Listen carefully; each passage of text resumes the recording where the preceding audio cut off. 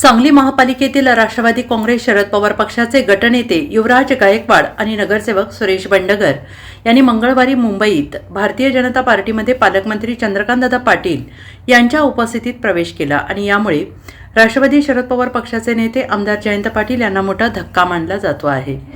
महापालिकेत राष्ट्रवादी काँग्रेस शरद पवार पक्षाचे 3 नगरसेवक होते। यामध्ये वानलेसवाडी येथील प्रभाग क्रमांक 19 मधून युवराज गायकवाड, सुरेश बंडगर तर सांगलीवाडी येथील प्रभाग क्रमांक 13 मधून अभिजित कोळी निवडून आले होते।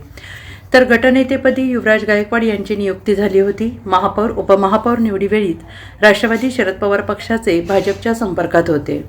विकास कामांना पाठिंबा देणार असल्याचं त्यांनी म्हटलं होतं। मात्र त्यानंतर काँग्रेसबरोबर विरोधी बाकावर बसण्याचा निर्णय घेतला। गेल्या 15 दिवसापासून गटनेते युवराज गायकवाड आणि नगरसेवक सुरेश बंडगर भाजपच्या संपर्कात होते। मंगळवारी त्यांनी पालकमंत्री चंद्रकांतदादा पाटील यांच्या उपस्थितीत भाजपमध्ये प्रवेश केला। यावेळी जनसुराज्याचे समितदादा कदम उपस्थित होते। या प्रवेशामुळे राष्ट्रवादी काँग्रेस शरद पवार पक्षाचे नेते आमदार जयंत पाटील यांना धक्का बसला आहे।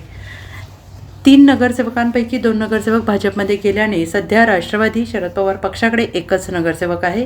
पक्षप्रवेशानंतर गटनेते युवराज गायकवाड यांनी म्हटलं आहे की महापालिका क्षेत्रात आम्ही 3च नगरसेवक राष्ट्रवादी काँग्रेस शरद पवार पक्षाकडून निवडून आलो आहे। प्रभागातील विकास कामे मार्गी लावणे आवश्यक आहे। त्यासाठी केंद्र आणि राज्य शासनाच्या निधीची गरज आहे। विरोधी पक्षात राहिल्याने विकास कामांना ब्रेक बसण्याची शक्यता होती। त्यामुळे सत्ताधारी भाजपला पाठिंबा दिला असल्याचं गायकवाड यांनी म्हटलं आहे। सत्ताधाऱ्यांच्या संख्याबळात पुन्हा वाढ झाली आहे।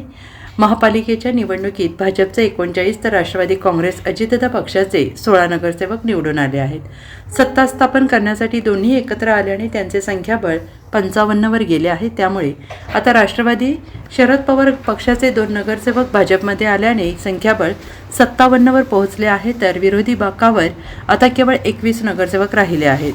त्यामध्ये काँग्रेसचे 18, शिवसेनेचे 2, राष्ट्रवादी काँग्रेस शरद पवार पक्षाचा 1 नगरसेवक आहे।